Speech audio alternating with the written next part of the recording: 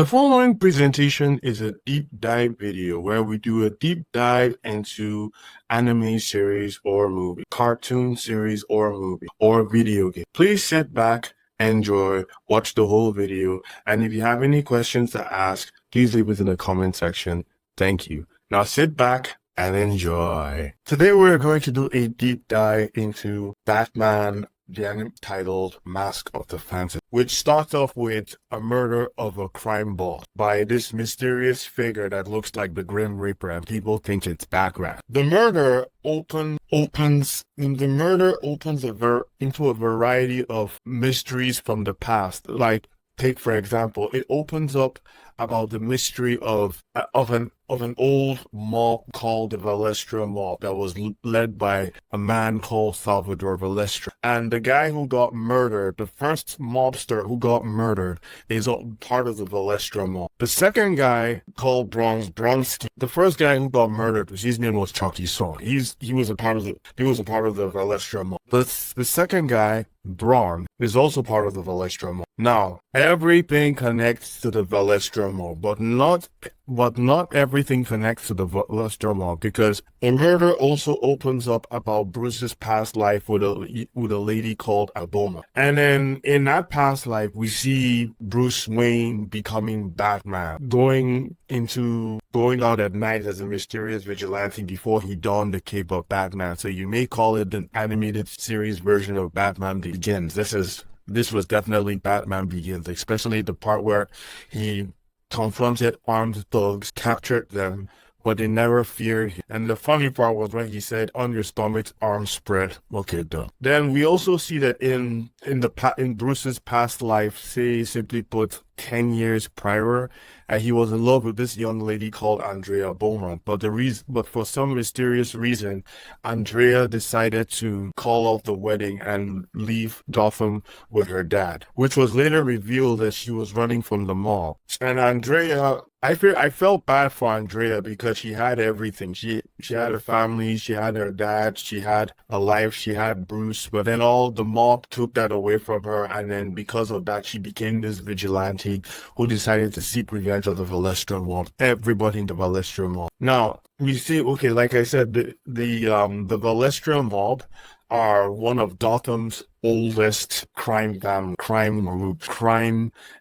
Like, they were in the same league as Carmine Falcone, Salvador Maroni, and all the other crime bosses, even Rupert Thorne at the time. Now, like back in the days when organized crime, the Balestra mob, they represent organized crime. They represent the first generation of organized crime. Now it also opens up about Arthur Reeves, the councilman who wants Batman prosecuted. Mysteriously speaking about this guy is that he's currently dating Andrea Beaumont, and he's in a relationship with Andrea Beaumont. He was once Andrea Beaumont's father's secretary. He looked like a dork. In Bruce's past flashback, he kind of looked like a dork in class before this guy actually got ambitious. Then he decided, okay, he found out what Beaumont was doing, and then he decided to use it to his advantage.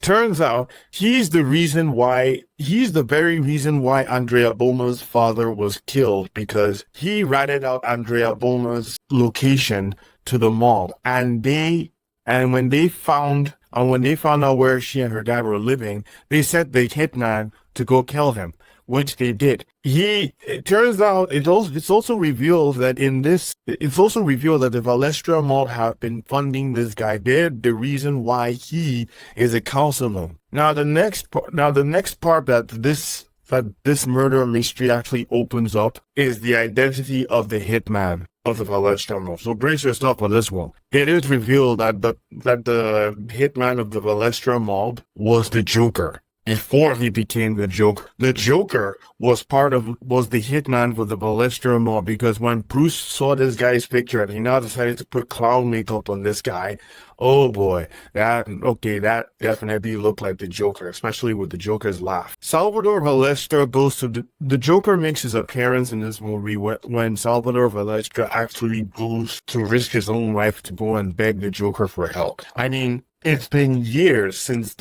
since everybody the Valestro actually disbanded. They went their separate ways. Andrea Boma's dad was one of them, but then he ran away from Gotham and then into a location where they wouldn't find him. Arthur Reeves knew where he was hiding, so he ratted out. So they promised him that if he tells them where this man is hiding, they will fund him, which they did. And he ratted out Mr. Beaumont and he got paid. I'm guessing that's how he's sitting on the councilman seat.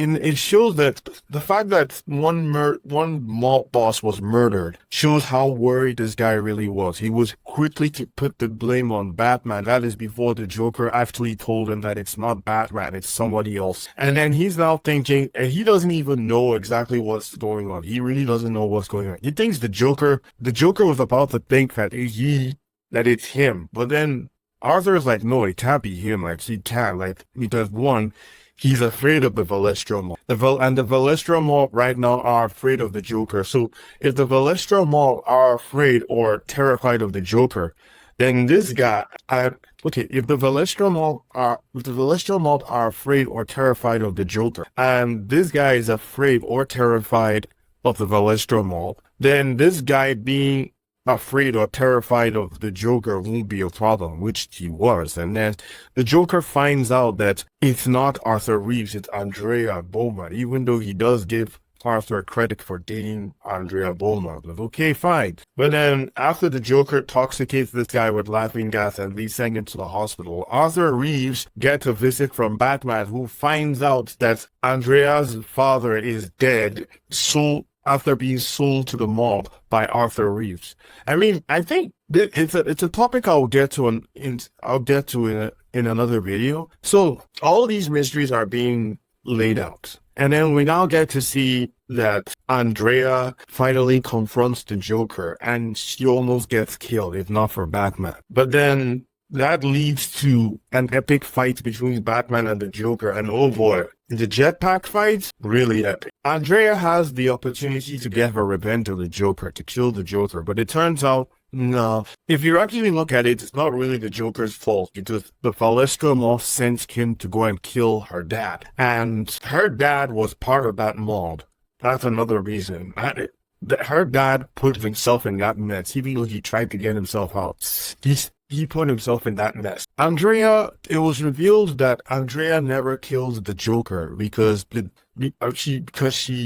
Joker was alive in the later episodes. It's safe to say that she dropped the Joker off at Arkham Asylum and then vanished. Unless she left Gotham for good. That is until the epilogue of the Justice League, or in that episode of Batman Beyond, which was in the Justice League series titled Epilogue, where she was really, really old. And then we actually got to see the Valestro mob. We actually got to see Bruce's past love life named Andrea Beaumont and what happened to her. We also got to see Arthur Reeves and his involvement with the Valestro mob. And we also got to see who the Joker was in the Valestro mob before he became the Joker. So I would urge you guys to watch this movie. I would urge you guys to, again, watch this movie, see what I'm talking about. I will create a related video to this video, and I will see you guys in the next video. Thanks for watching. And this video, again, is dedicated to the memory of Kevin Conroy. May his soul rest in peace. Thank you for watching this presentation. Don't forget to subscribe to this channel don't forget to subscribe to this channel to stay up to date with the latest videos that come out. If you have any questions or comments about this presentation, again, leave it in the comment section. Feel free. Don't be afraid to ask any questions. Don't be afraid to comment. Don't be afraid to give your opinions on the presentation. And I will see you guys in the next video. I promise. Bye.